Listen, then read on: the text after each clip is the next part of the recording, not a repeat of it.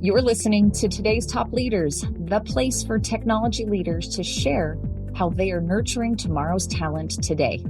I'm Jen Anderson, and my 20 plus years as a sought-after career consultant has taught me that the most successful leaders in the technology industry are focused on the humans behind the tech.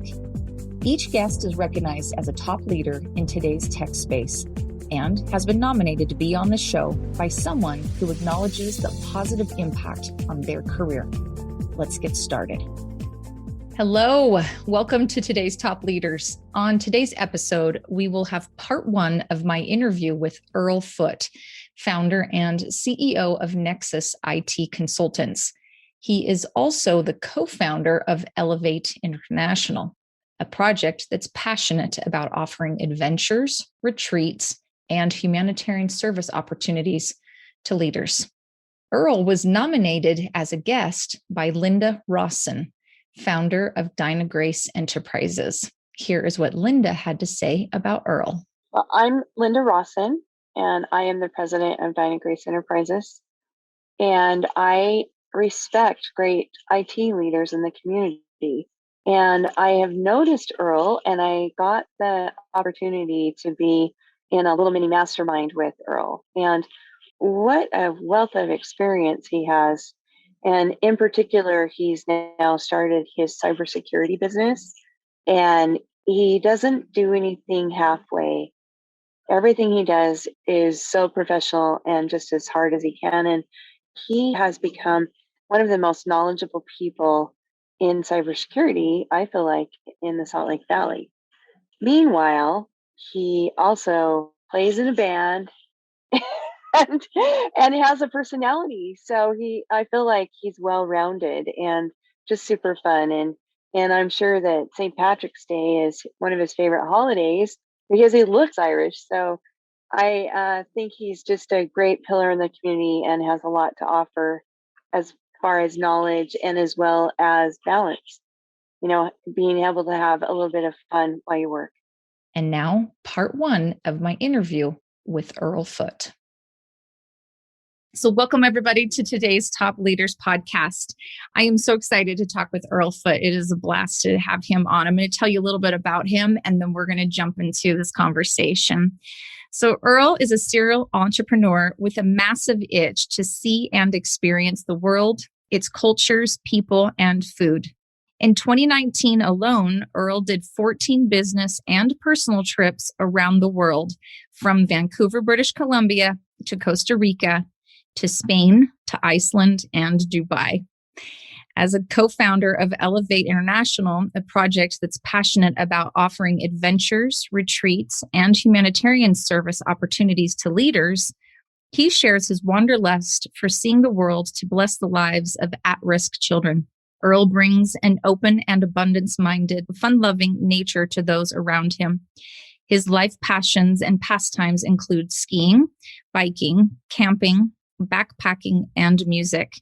Although he spends much of his time in the great outdoors, he draws his greatest joy in life spending quality time with his family, friends, and loved ones, and playing and performing music with his band.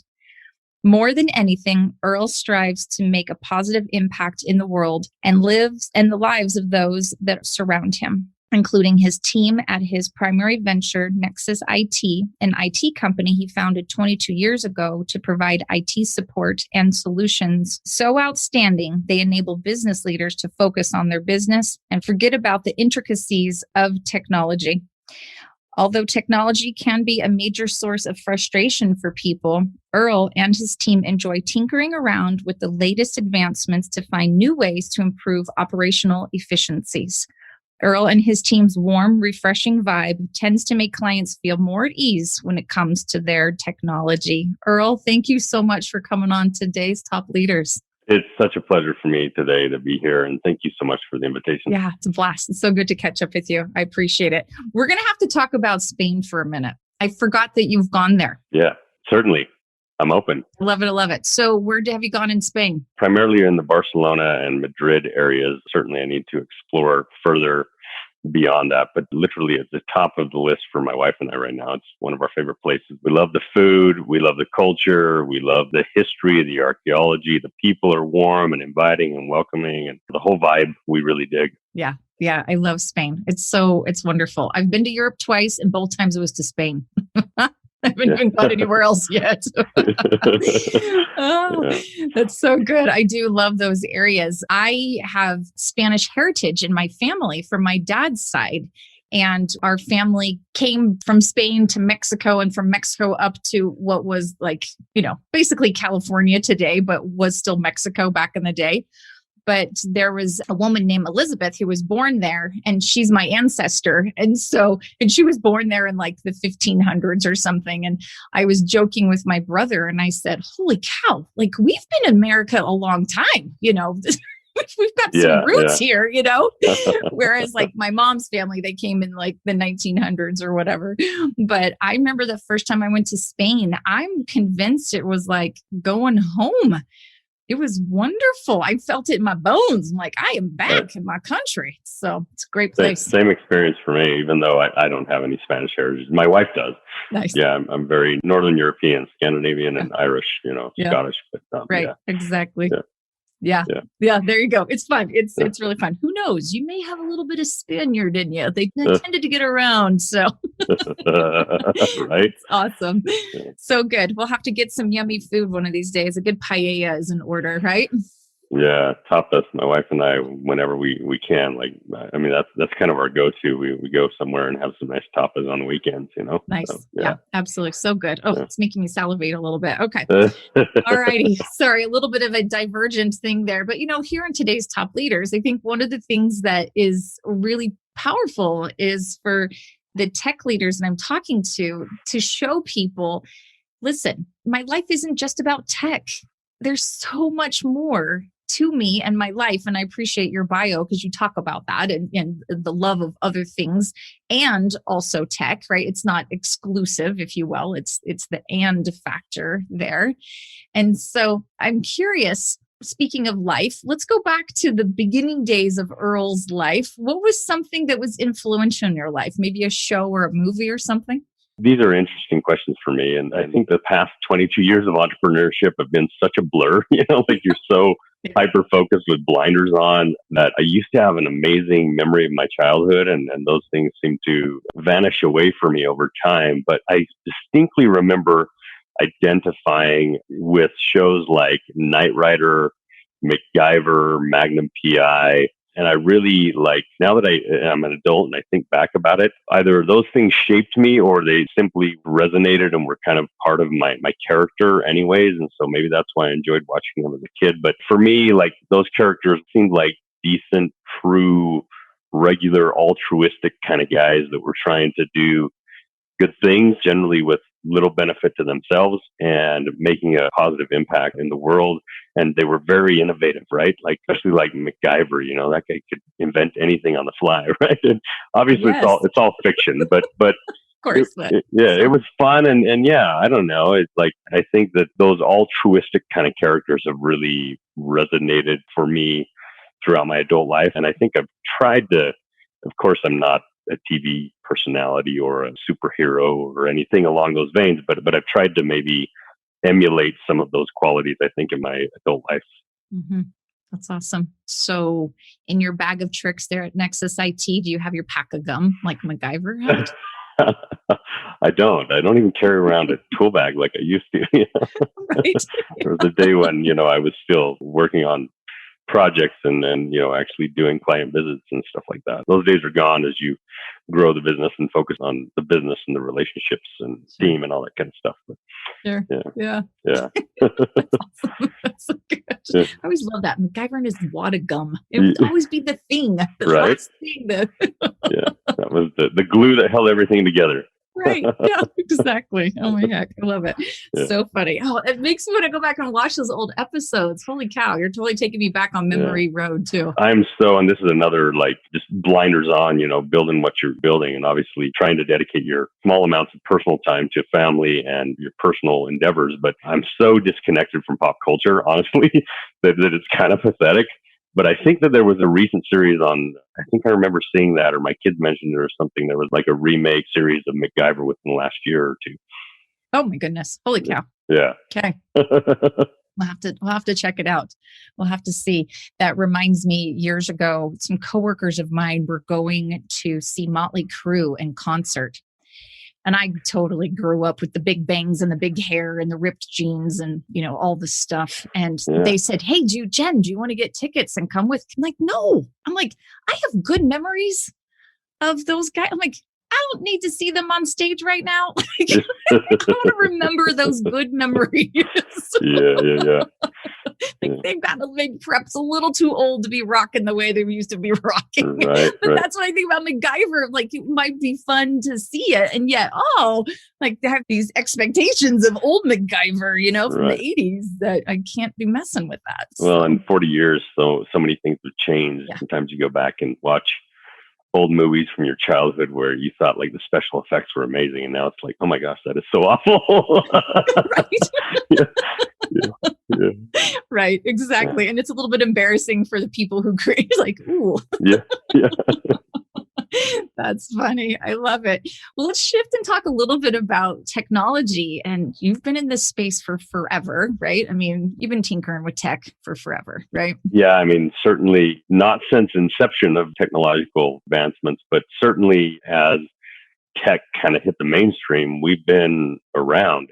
We've been watching it and been bystanders and seeing how things have evolved. And really, we think about the 22 years we've been in business. And when I was in high school, we were just barely getting computers. Typing class just barely got some computers for like maybe my junior or senior year. And our graphic design class was partially on a board by hand and partially on Macs. We had a few Macs back in the day, like Mac 2s or something. Anyways, I don't remember. I should know that. But we had maybe 4 or 5 of those that we could share amongst the entire class. And so anyways, we think about that time period in less than 30 years, just how much technology in the world has evolved and the way that it impacts and interacts with all of our lives day in and day out, and how insanely dependent we have become.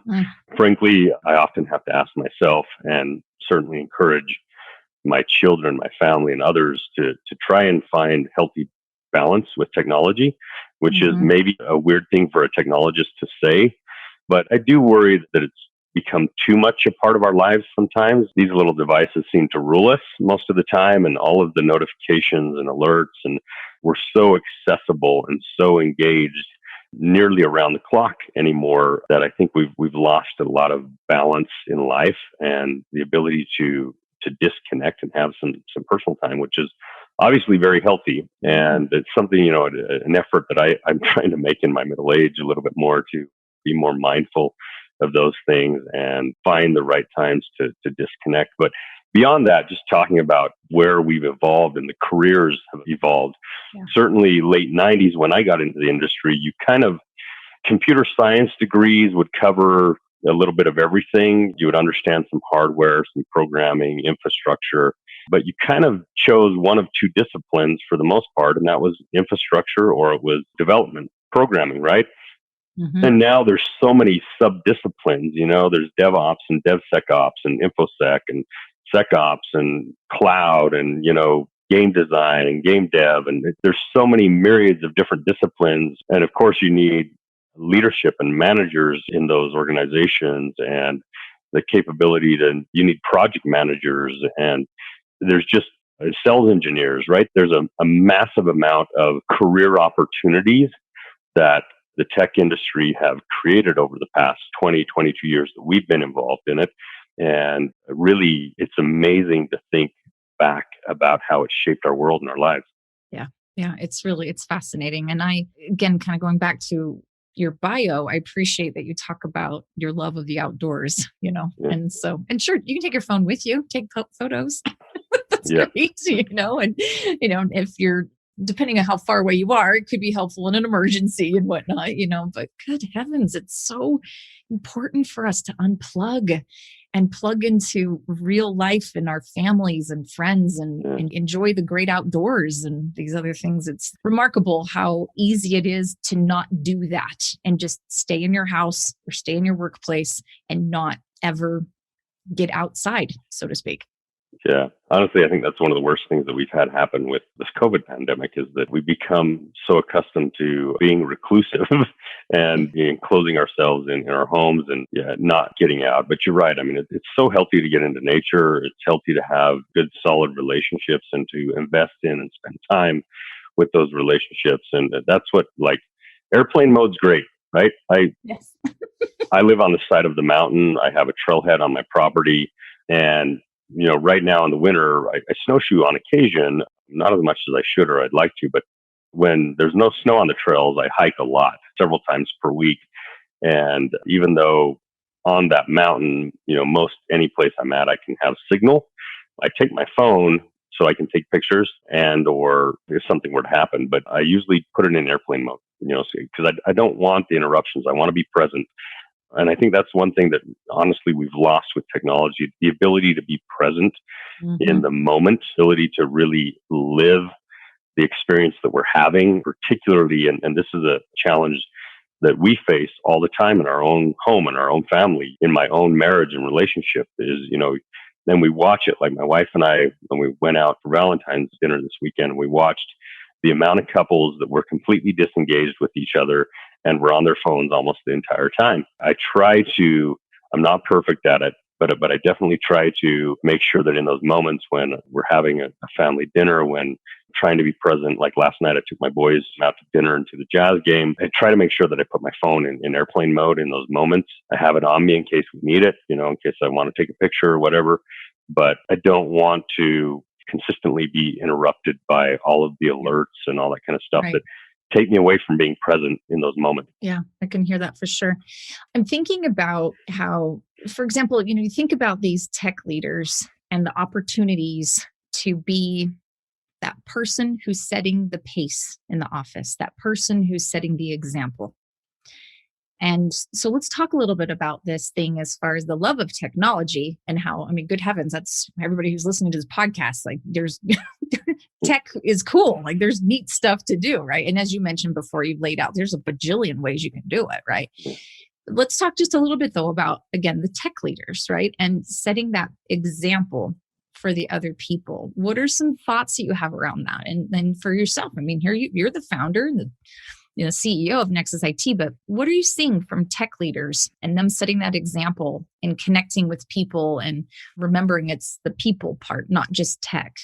That's a really good question. I think that as we observe the way that we've evolved as a society and people in a country over the last 20 or 30 or 40 years, I think we're seeing a movement, in my opinion, in the right direction. And it's not just tech leaders. It seems to be leaders in general. But I would say that probably some of the culture around this really started in the tech industry. And that is, I think, being very thoughtful, engaged, mindful leaders that are putting a focus on the people, that are putting a focus on productive, healthy cultures, that are enabling opportunities and systems and perks and benefits within their organizations that encourage mental health and diversity and inclusion. And there's always exceptions to the rule, right? And I would say generally I see that approach from our tech leaders here in Utah, but certainly beyond as well. I think it's encouraging. I think it's really important that we keep those things in mind. Humanity seems to be improving, evolving, increasing who we are. And I think that's very much a part of it. And it takes very responsible business and civic leaders to take a very thoughtful, mindful approach to their leadership. And that is one of the heavy burdens that leaders carry. I think there's a lot of iconic people in our society that, in my opinion, don't necessarily take the stewardship of their position with adequate gravity. Their actions, their thoughts, their behaviors, the words they express probably are less constructive than they are destructive to people and society. And personally, I feel that we have an obligation when you're in a leadership position to see how you can positively impact humanity, or at minimum, your tight circle of those most immediate people right around you. I think it's an approach I take, and it's an approach that I think that we see evolving and increasing in the tech industry and beyond. That's awesome. So how would you nurture that then, Earl, yourself, like thinking about your team or just other people you're interacting with? How do you think that can be nurtured? What are you actually specifically doing to nurture that in other people? Because at some point you will retire, or you're going to move to a certain point in your life where you're going to want other people to take maybe a bigger role in the company or whatever. But what are you doing to invest in that and to show that, nurture that? Yeah. Well, first of all, if I were to refer to myself, 22 years ago, I was a very different leader than I am today. Very inexperienced. I had studied very little principles of leadership or had very little experience with it.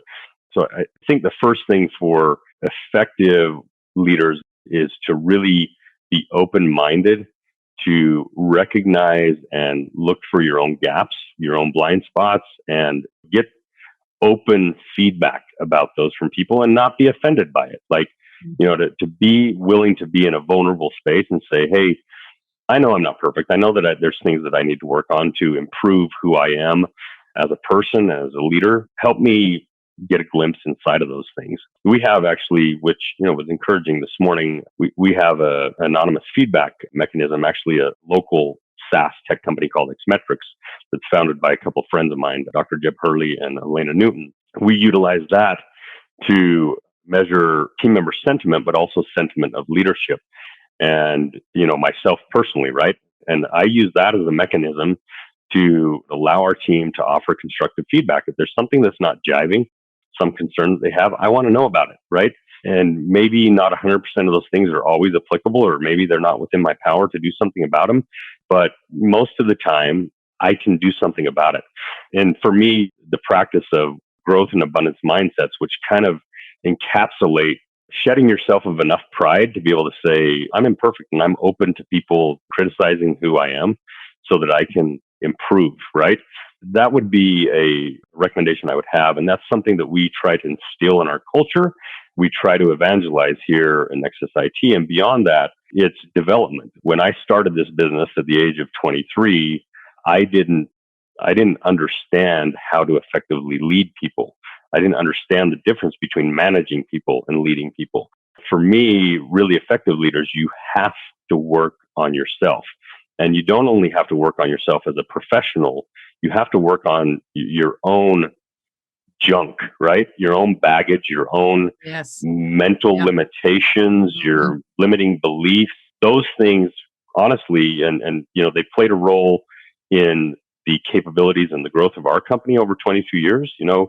A company can only grow as far as the leaders who are leading it are capable of taking it. And if you're unwilling as a leader to say, I have opportunities for improvement, both personally and professionally, and I can evolve and change and I can improve who I am, then you're going to bottleneck a company, right?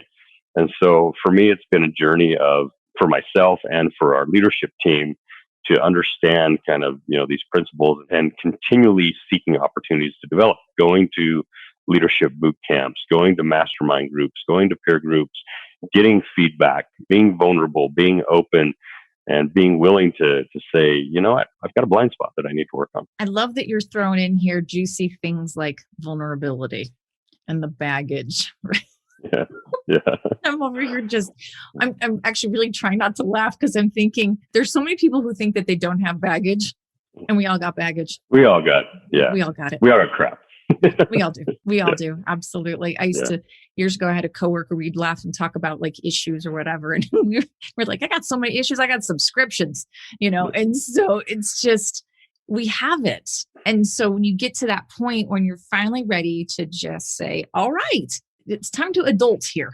What is the stuff that's stopping me from growing and developing, right? Because to me, it's not just, do I know the newest insert X tech thing? And sometimes I think people in the tech space, they make it that. They're like, I need to get a certification. I need to go and get this extra training, or I'm being held back because my company isn't doing X type of technology thing in the marketplace. And so then therefore I'm not getting trained. And, it's like, it's not about just tech. Like, sure, tech is cool. Like I understand that, but it's so much more and yet harder, right? And that's why I wanted to just call that out for a second, how you said the vulnerability stuff and the baggage, because there are a lot of people who are like, no, we're not going to talk about that when it comes to career development. I'm not getting into the deep down, the stuff that comes up. It's like, oh, you had a family member commit suicide or your parents got divorced when you were a kid. Like that stuff affects you as a human being. It does. So then comes out. Yeah, I agree entirely. Absolutely. So then it's okay, well, what is it? And I like how you gave some examples of like, what's the boot camp or what's the mastermind or what's the book that you're reading or, whatever, those things that can really help people to grow and to get there for sure.